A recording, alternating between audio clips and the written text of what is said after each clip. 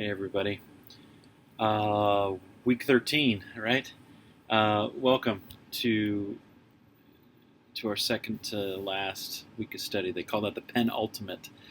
Um, I appreciate your patience and wish to extend an apology for the speed of which I've done grading this week. And I guess I would more true response would be the speed at which I didn't do grading.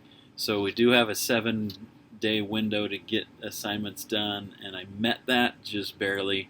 Um, but we've talked weeks and weeks now just about the idea that the joy and the struggle of this class is just managing all the other things that we got going on. And so it was just a crazy week, and I apologize, but got it done. Um, what I did notice is that there's a lot of things we still need to clarify about the spirit world, and so I would just like to take a minute or less to do so. When you look at section 138, you have to remember that this is a revelation of paradise, just one part of the spirit world. Jesus Christ, between his death and his resurrection, went to the spirit world. He organized those faithful saints that were there with his power. We call that power the priesthood. And so even though it mentions all these prophets and refers to elders and things, again, that's just the organization that takes place in the spirit world. We know sister missionaries go out in the mission field today in mortality, and they're armed with the priesthood because they're set apart by that priesthood. So it's safe to assume that same type of thing is going on in the spirit world.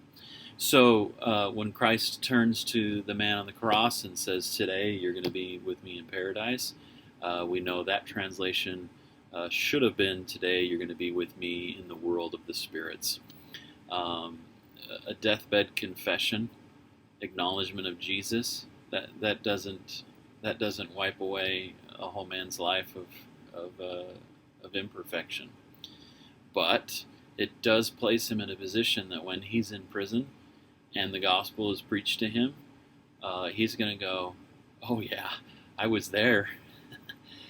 I was beside the Savior. I felt something. I realized something." And he'll have his opportunity to accept the truth.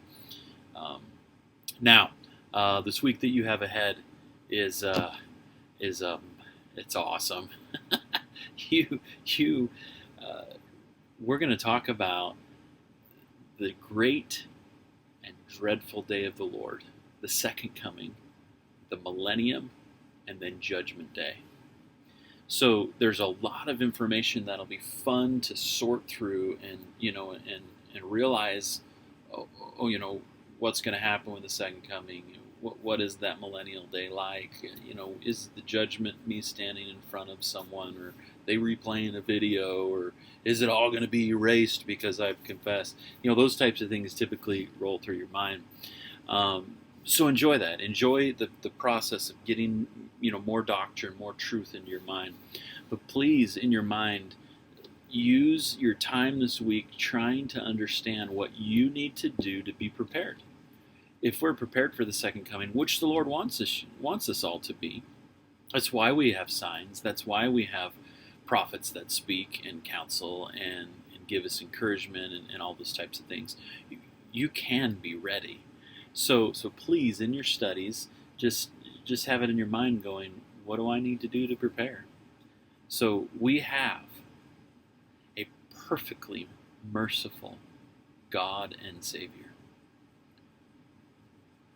There's no earning a place in the second coming. It's all completely by his mercy.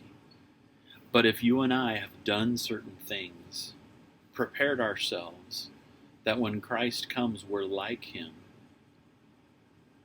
that's a good day. That's a great day. And so, let the Spirit guide with your simple prayer of, what do I need to work on? What do I need to do to be prepared? What can I do to make sure my family and my loved ones are there to see him come down? To see those angels and be able to participate in 1,000 years